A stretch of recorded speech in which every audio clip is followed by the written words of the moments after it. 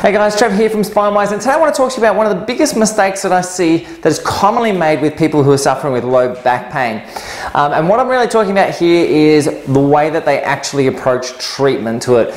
Because not all treatments are the same, and all treatments have potential different outcomes, both good and bad. So we want to make sure that you get the right treatment in order to go forward. So what am I really talking about with this? Well, what I'm talking about is the role that scans play, MRIs, CTs, X-rays, in trying to work out the cause of your pain.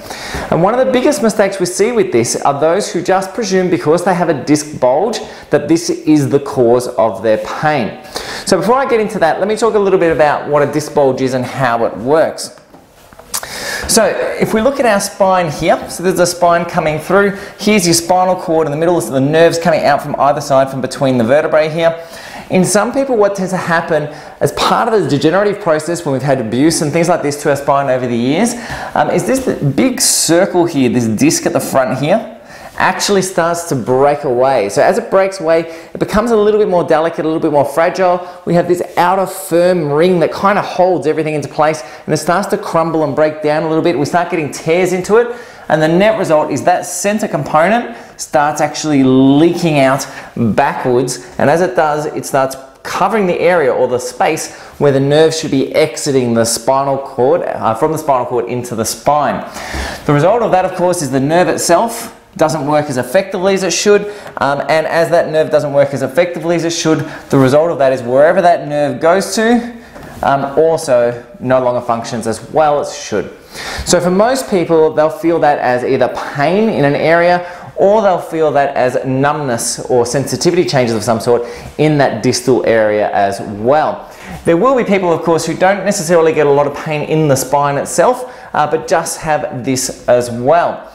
So when we start looking at this, what we need to understand is that the bulk of people, or a large percentage of people out there who are asymptomatic, in other words, have had no back pain in all of their life, still actually present with these issues. Okay, there's been a few studies done now that have shown that to be the case.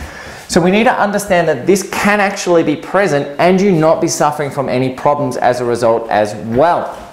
So if we are thinking about this, we need to make sure that we differentiate. If you're having back pain, is it coming from here, or is this injury just basically an innocent bystander in the whole process, and really your problems have nothing to do with the disc issue that you've picked up on scans as well.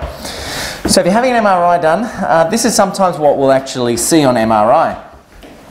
So we're looking at the spine here from the side, so we're looking this way at the spine itself. And what we're really seeing here is a white area here is the area where the spinal cord sits. At the front here, these big square things here is the bones of the spine themselves, and these circles in here are these discs that we're talking about.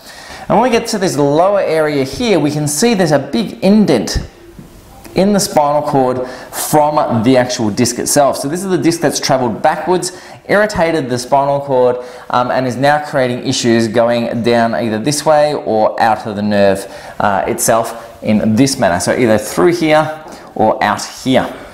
So one of the things that we commonly see with people with this type of presentation are things like sensitivity changes, electric shocks, these type of things. So just because you're getting back pain, even if you are having this type of process going through, it doesn't necessarily mean that you need to have surgery, and it doesn't necessarily mean that this is actually the cause of your problem either. It can just be purely a coincidental finding. So how do we work this through, and what do we actually do with it? So the first thing we understand is that scans don't necessarily tell the whole story. They tell you about the anatomy, not necessarily about the whole problem. So scans don't show function. So when it comes to assessments, clinical assessments, in other words, having hands-on with you, assessing what's going on, is critical and potentially even more important to establishing the cause of the pain, not necessarily the severity if you've got a disc, but the cause of the pain than actual scans. And we need to remember that pain comes from many different places. So pain can come from sensitivity in your nervous system, it can come from sleep deprivation, it can come from inflammation due to dietary issues. There's a whole lot of different reasons. Even emotional states can help increase pain levels and potentially create problems with the lower spine. So we need to remember that just because we have a disc issue does not necessarily mean that that is the cause of your pain. And we need to remember as well that spinal surgery for pain is actually not very successful.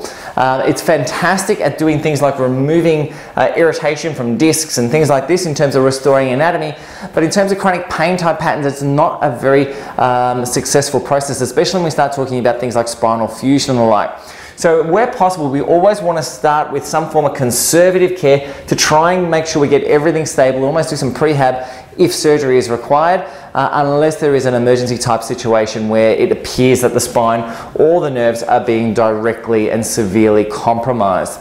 Other than that, we know that most of these issues settle down quite easily with conservative care in most circumstances. So these are the things that we really want to look at. So we want to start conservative. We want to make sure that we've got a really good clinical assessment and that we're not just assessing off the scans themselves.